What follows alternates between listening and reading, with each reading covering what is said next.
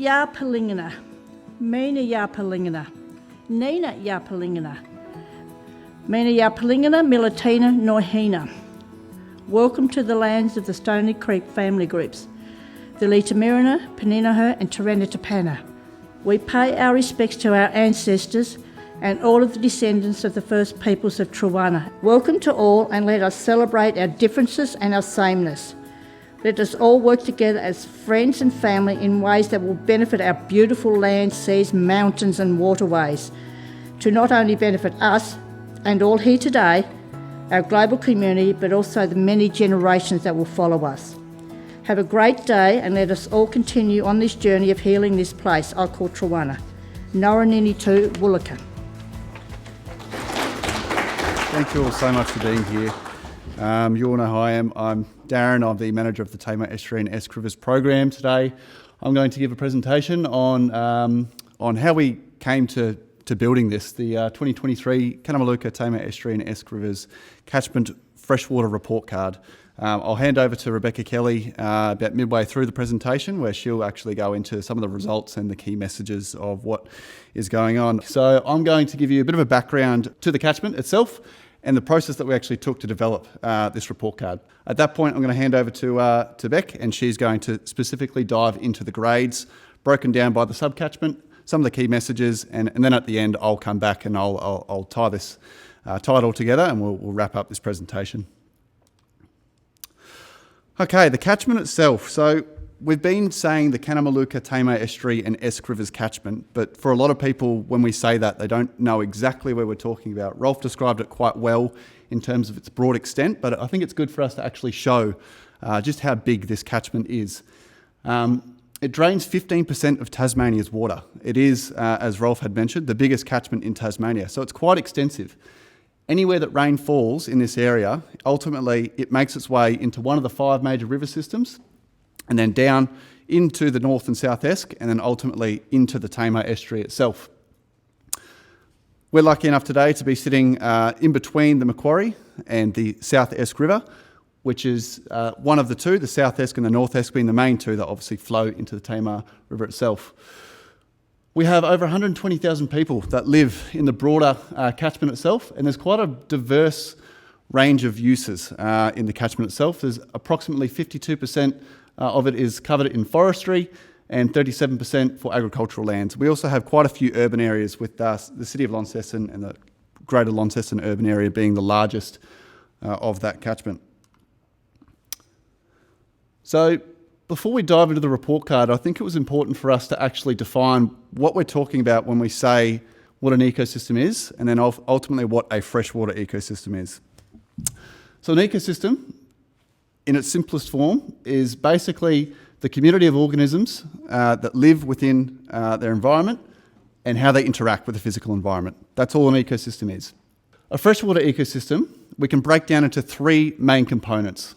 Firstly, the aquatic environment itself, which is made up of the water, the substrate, the woody debris, the vegetation itself, and the algae and the likes that live there. Second is the riparian environment. That's talking to the vegetation that lives along the banks, that makes its way into the actual stream itself, and the soils and rocks. And lastly is the aquatic life, the actual animals that are dependent on the habitat for its survival, more broadly. So we get this question a lot with these reports. Why do we monitor? Why do we do these reports? Now, we've touched on a lot of great reasons already why it's so important that we do this. We have some incredible fauna in this catchment and in Tasmania more broadly, that we need to understand what is going on in our catchment and in our freshwater ecosystems so that we can ensure that we are making the correct decisions to protect these natural environments and the fauna and the flora that lives there. But it's not just about the natural environment.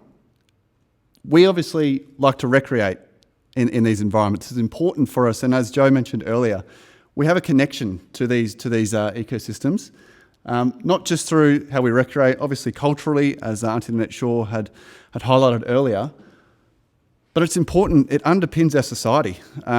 We need healthy freshwater ecosystems in order for our society to function normally. We are dependent on it for our drinking water, for our electricity, for our industry and obviously for our recreational use as well.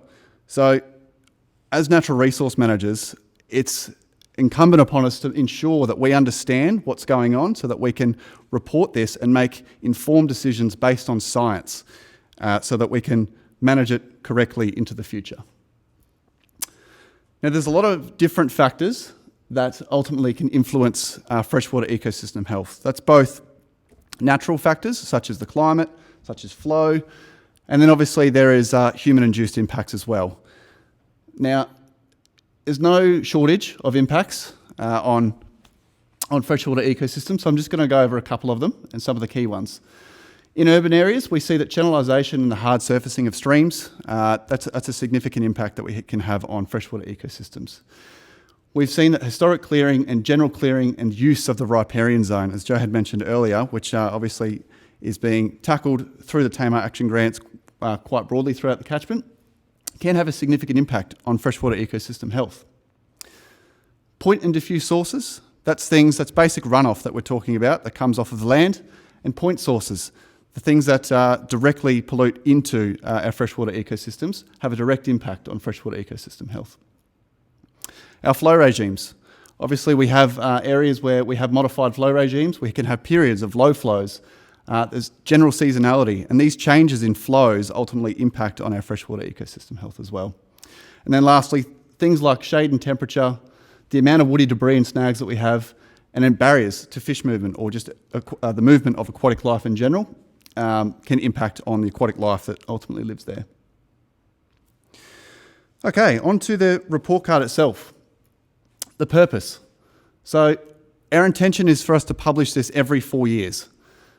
The Freshwater Report Card is a simple snapshot of freshwater ecosystem condition designed for a general community audience. It aims to educate the community about environmental and ecological factors that may affect freshwater condition, with successive reports ultimately providing us an ongoing assessment of changes in condition through time.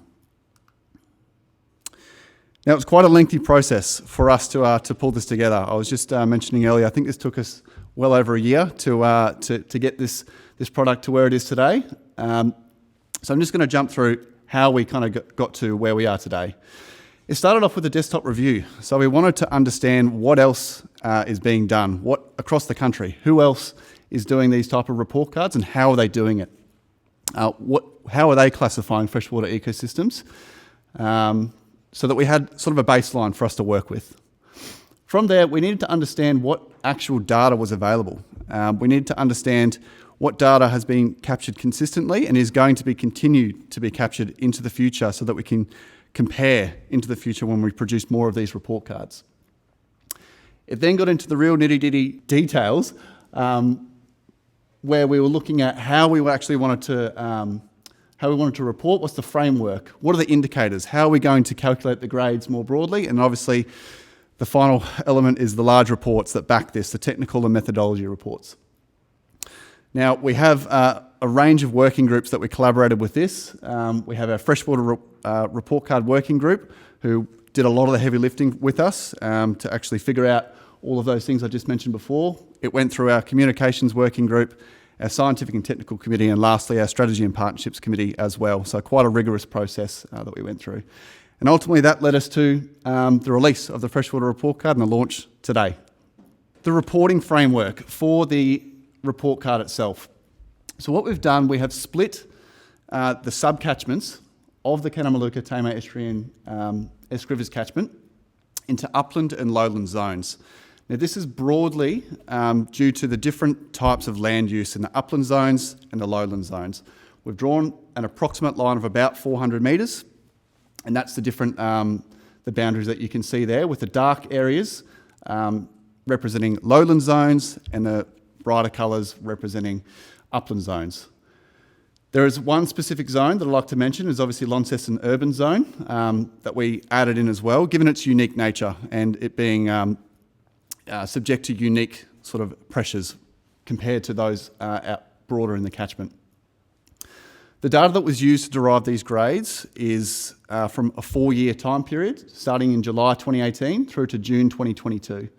The figure on the right just gives you an idea of just how much data in the different sites throughout the catchment that we use in order to derive the grades. There are more sites in addition to this. This is just specifically for water quality. I'd like to note that there was no grades for the Kanamaluka-Tamar subcatchment, which is the one that's up there in white, simply because there was no suitable available data for us to analyse. So the framework itself. So, as I mentioned earlier, you can define freshwater ecosystems by 3 broad categories: aquatic life, aquatic habitat, riparian habitat. And that's what we've used in order for us to ultimately derive grades. We've split it up into aquatic life, which is represented by macroinvertebrate data, aquatic habitat, which is represented by water quality, which includes dissolved oxygen, total nitrogen, total phosphorus, nitrate, nitrite, and turbidity. And then lastly, riparian habitat, which includes riparian vegetation, condition, and extent. Now, the way that we designed this was for the framework to be flexible. The reason that we've done this is for in the future, there may be, as an example that we often use, under the aquatic life category, there might be a really good fish data set that becomes available. We want to be able to include that in future reports so that we get a better picture of how freshwater ecosystem health is actually going in the catchment. Okay, on to what the grades actually mean. So for aquatic life and aquatic habitat, these grades are based on the average condition across the monitoring sites in each of the zones, whereas riparian habitat, it's assessed across the entire reach for all of the rivers and creeks in each of the zones. Now, the grades reflect a range of conditions for freshwater ecosystem health. Now, the lowest grade is represented by an E, representing very poor ecosystem health, and that can generally be categorised by most sites or reaches having severe impairment or are severely degraded through disturbance.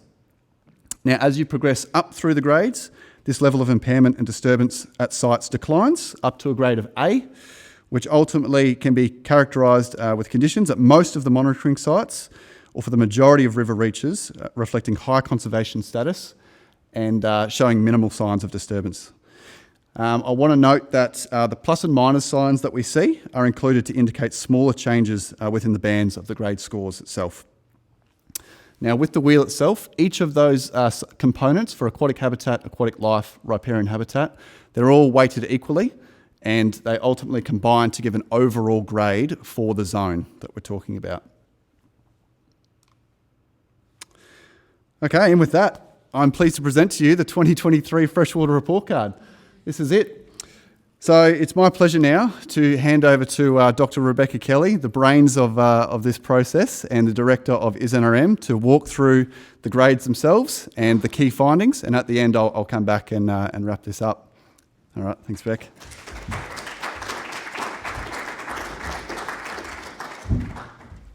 So just starting with the Launceston urban area, so you can see the arrow on the red side, the little red arrow over there will just show you each time where we are in the catchment.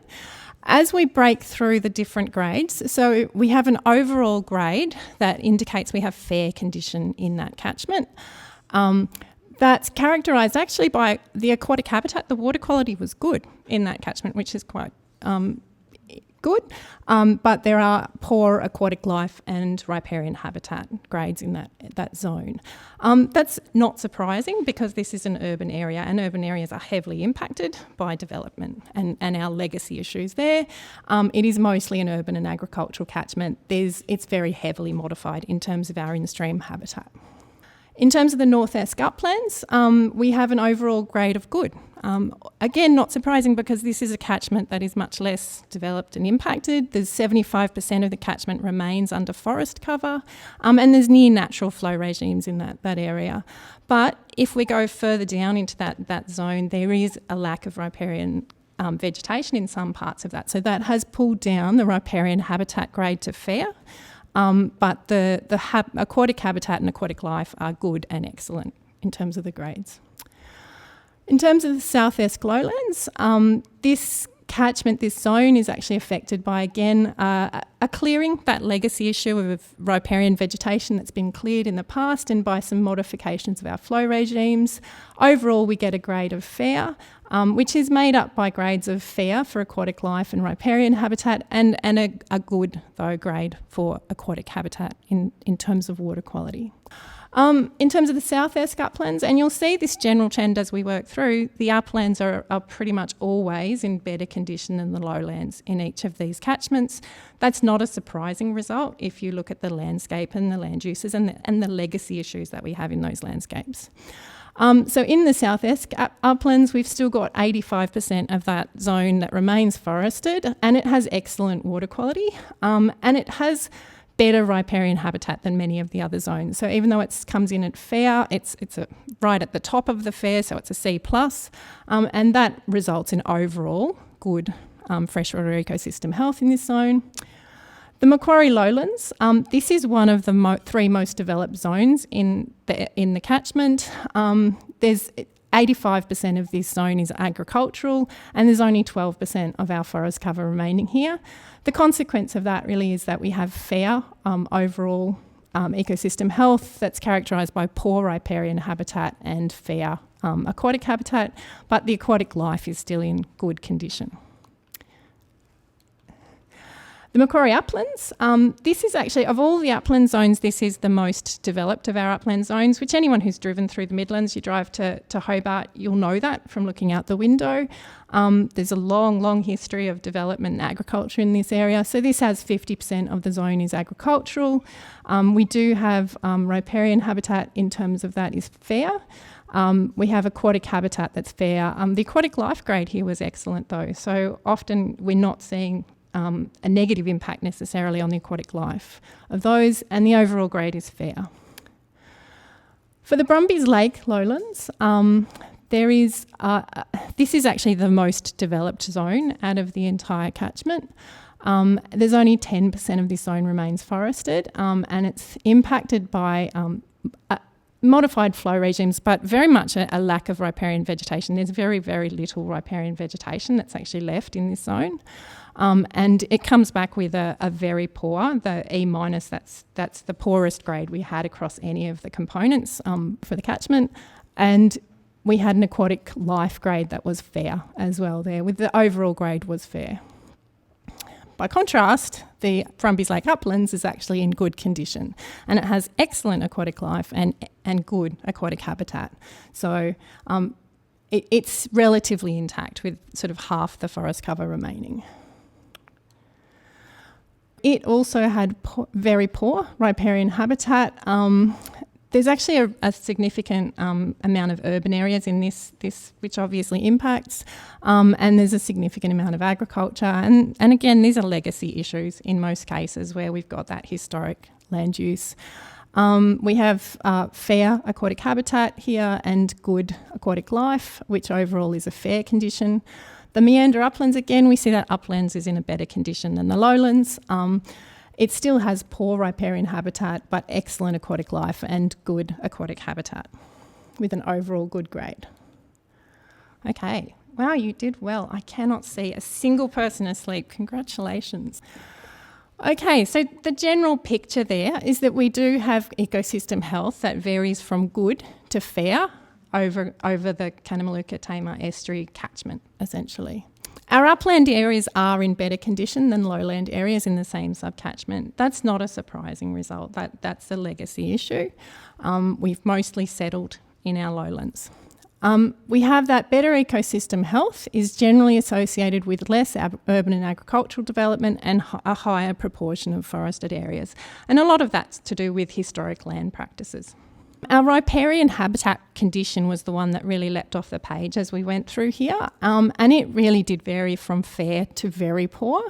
And overall, if we look at our zones, it was the overall sort of biggest driver of that poorer freshwater ecosystem health as we walk through zones.